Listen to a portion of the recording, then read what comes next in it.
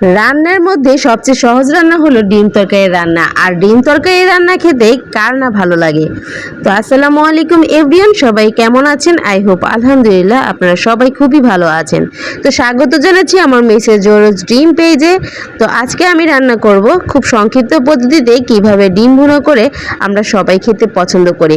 Maximum টাইমে আমাদের মধ্যবিত্তদের ফ্যামিলিতে সবসময় ডিমটাই বেশি প্রাধান্য দেওয়া হয়, কারণ কম খরচে একটি মজাদার একটি তরকারির আইটেম পাওয়া যায়। তো আমি প্রথমে দুইটা ডিম ভালো করে সিদ্ধ করে সেটা ভেজে নিয়েছি লাল করে। আর এর মধ্যে আমি কিন্তু পেঁয়াজগুলো সেই তেলের মধ্যে দিয়ে ভালো করে নেড়েচেড়ে ভেজে নিচ্ছি।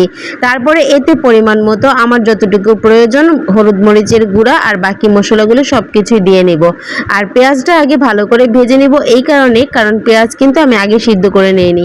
অনেকেই কিন্তু পেঁয়াজটা আগে ভালো করে সিদ্ধ করে নেয় যাতে রান্নার সময় খুব কম সময় লাগে, যেহেতু স্বল্প সময়ে রান্নাটা হয়ে যায়, তারপরেও যাতে আরও সংক্ষিপ্ত করা যায় তার কারণে কিন্তু আগে থেকে পেঁয়াজটা সিদ্ধ করে নেয়। কিন্তু আমি সেটা সিদ্ধ না করে একদম ডাইরেক্টলি বসিয়ে দিয়েছি। আর এর মধ্যে কিছু ফ্রোজেন করা টমেটো দিয়ে দিয়েছি আর আদা রসুন বাটা আর হলুদ মরিচের গুঁড়ো লবণ দিয়ে ভালো করে মিক্স করে নিচ্ছি।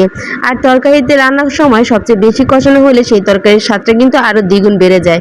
তো আমি ভালো করে এটা কষিয়ে নিব এবং ততক্ষণে এটা কষাতে থাকবো যতক্ষণ না পর্যন্ত নিচের তেলগুলো উপরে উঠে আসে। আর ভালো করে নাড়াচাড়া করতে করতে আমি এই ফাঁকে কিন্তু কম বেশি অনেক কাজই করে ফেলেছি, আর যেটা কিন্তু স্কিপ করে রেখেছি। আর আমার এই তরকারিটা কিন্তু অনেকক্ষণ সময় জাল দেওয়ার পরে প্রায় নিচের তেলগুলো উপরে উঠে আসছে। এবং আমি প্রত্যেকটা সময় কি করি, টমেটোগুলো একদম তরকারির সাথে মিশিয়ে ফেলি, কারণ আস্তে থাকলে আমার কাছে ভালো লাগে না। এক এক মানুষের এক এক রান্নার ধরন যেরকম এক এক রকম, ঠিক খাওয়ার স্বাদও কিন্তু এক এক মানুষের এক এক রকম। তাই আমি যেভাবে পছন্দ করি সেভাবেই কিন্তু আমি আমার তরকারির প্রসেসিংটা শুরু করেছি। আর এর মধ্যে আমি আমার পরিমাণ মতো ঝোল দিয়ে দিয়েছি আর একটু বেশি দিয়েছি পরিমাণ, যাতে সিদ্ধ হলে সেই তরকারিটা যাতে আরও প্রপারলি ভালো হয়।